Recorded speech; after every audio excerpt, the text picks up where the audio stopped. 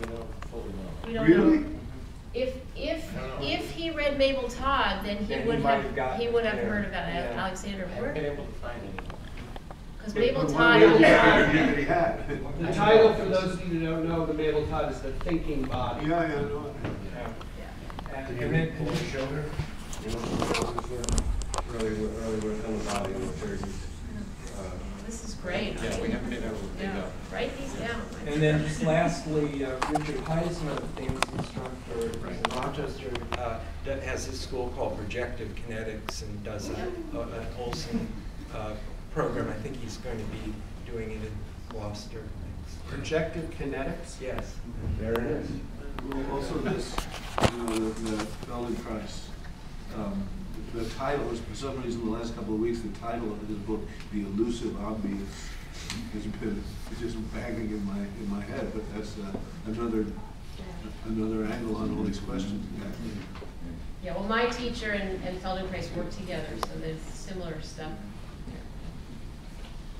In the back? Wow. I wonder if you thought about the statement in Olson, how to dance sitting down. Yeah. How to dance sitting down. Dance Yeah, we sitting mentioned down. that, yeah. The what? I'm sorry. How to dance sitting down. Yes, I like that. I should add, though, that one of the studies that we do, and it's I mean, if you're going to talk about, what did you call it, the muthos? Muthos. Yeah, muthos and logos. Well, those are the mouth, the tongue. Right. This is the upside of the gastrointestinal tract. So if you're going to work with that, you're going to have to work with the bottom one too. Look at George Bataille's Muthos, logos, and wonderful anthology.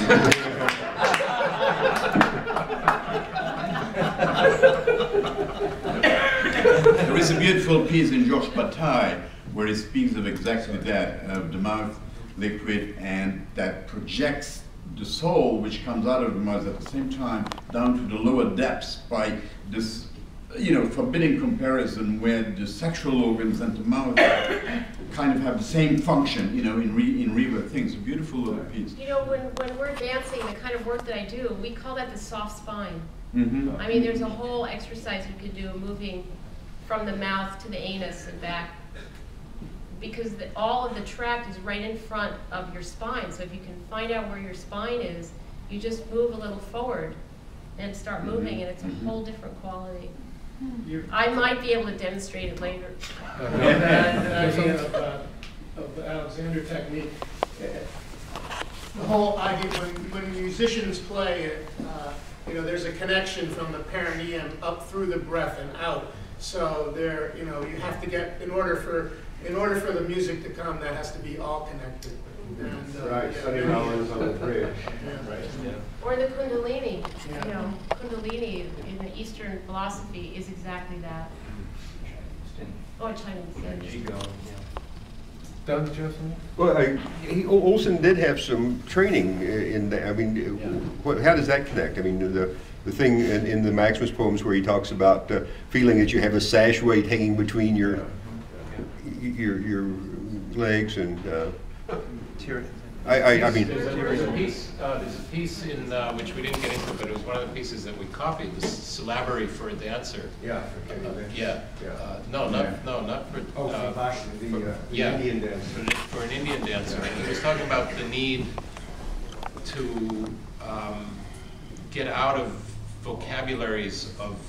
particular vocabularies of dance, and to discover the possibilities of all movement. And it's very curious because Diane, in Diane Prima's talk, after the third talk, she says some problems in poetics. And she says, well, if we take the International Phonetic Alphabet, we have then the basic sounds that are possible.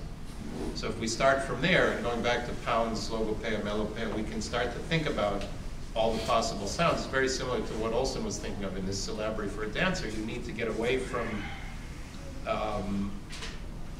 particular stylizations and find out what the body can do. Well, and also in relationship to all of these different somatic things, one of my lives was editing huge numbers of books on body work and these different systems, and trying to get people to talk to each other about an actual common ontology.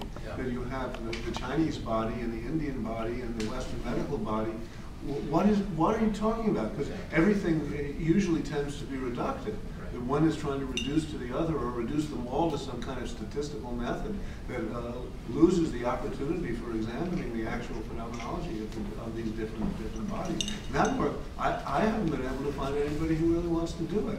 But this idea of international phonetic alphabet as another kind of way that you could get to the interface, that's very, very interesting. I would just add to that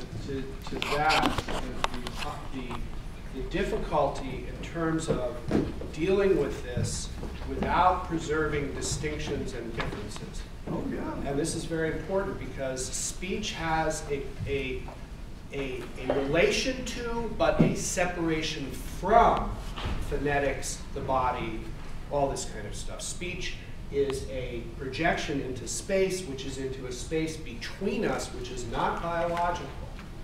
And so though there's an international phonetic alphabet, languages are profoundly different.